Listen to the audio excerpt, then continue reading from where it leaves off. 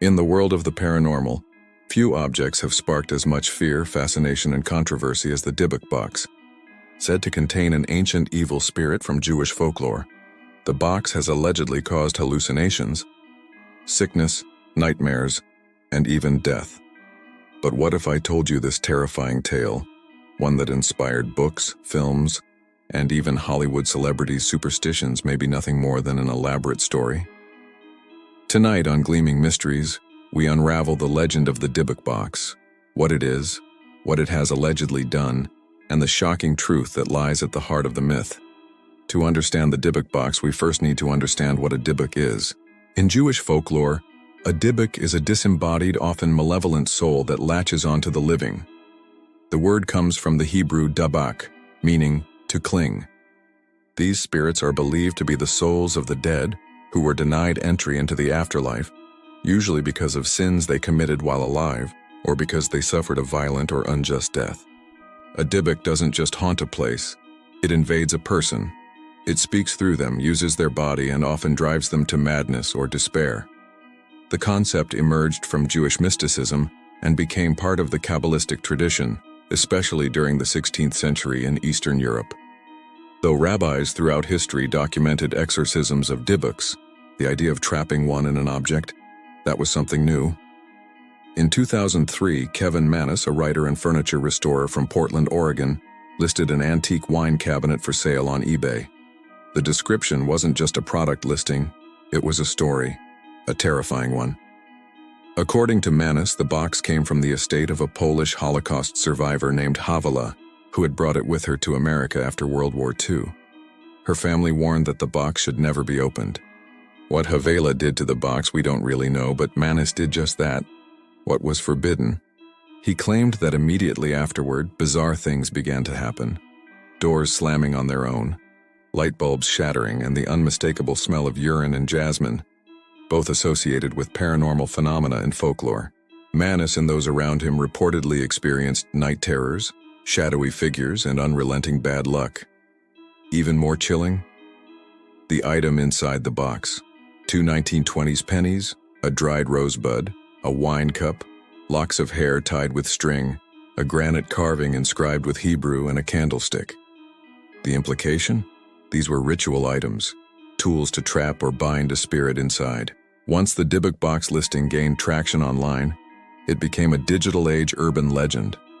Each new owner of the box posted about terrifying experiences. One man claimed his hair began falling out. Another said he was hospitalized with sudden respiratory failure. A college student who briefly kept the box said he suffered from recurring nightmares of an old hag, a theme echoed by others. But perhaps the most notable figure to buy the box was Haxton, a medical museum curator. Unlike the others, Haxton was a skeptic at first. After obtaining the box, Haxton claimed he experienced inexplicable health issues, rashes, hives, and even coughing up blood. Electronics malfunctioned around it. Visitors to his home refused to stay overnight. Eventually, he contacted rabbis and other spiritual authorities.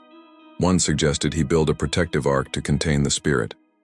So Haxton had the Dybbuk Box sealed in acacia wood, surrounded by gold, and buried underground for months. He later unearthed it, claiming it was still active but calmer. In 2017, the box made its way to Las Vegas, where it found a permanent and very public home at a haunted museum. Bagans, host of Ghost Adventures and museum owner, placed the Dybbuk Box in a heavily protected display, surrounded by salt and warnings. Guests were told not to touch the glass or enter the room without staff. According to museum employees, some visitors fainted or became violently ill near the box. Then came the moment that pushed the story into pop culture. In 2018, musician Post Malone visited the museum with Bagans. During the visit, Bagans touched the Dybbuk Box, and the musician standing nearby touched Bagans' shoulder. What followed was a bizarre string of bad luck for the singer. His private jet made an emergency landing, his Rolls-Royce was totaled in a car crash, and his home was robbed. Coincidence, maybe, but it only deepened the box's reputation. The Dybbuk Box legend even inspired the 2012 horror film The Possession. In the film, A young girl becomes possessed by a spirit released from a mysterious box. The movie follows a classic demonic possession arc, but much of the marketing leaned heavily on the true story aspect. This media attention transformed the Dybbuk Box from internet creepypasta into modern mythology. It became the kind of tale whispered at sleepovers, the subject of YouTube investigations, and even scholarly debates on belief and suggestion. But here's the twist. In 2021, nearly 2 decades after he introduced the box to the world, Kevin Mannis admitted the truth in an interview with Input magazine. The entire story was fictional. He said, "I created the Dybbuk Box story, I built it, I placed the items inside. The whole thing is a story I wrote, it's not real." Mannis, a creative writer by trade, explained that he wanted to create an interactive horror story, one that people would participate in, believe in, and even fear. In other words, the Dybbuk Box is a modern myth, born of ancient folklore, powered by the internet and shaped by our need to believe in forces we can't explain. So, is the Dybbuk Box haunted? Not by a spirit, but by a brilliant idea. In the end, it was never about a cabinet. It was about fear, about suggestion, about how easily we bring legends to life when enough people believe.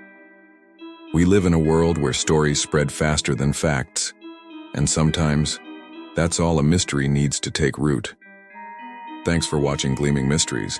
If you enjoyed this dive into the haunted and the hoaxed, don't forget to like, subscribe, and ring that bell for more eerie explorations. Until next time, stay curious and careful what you open.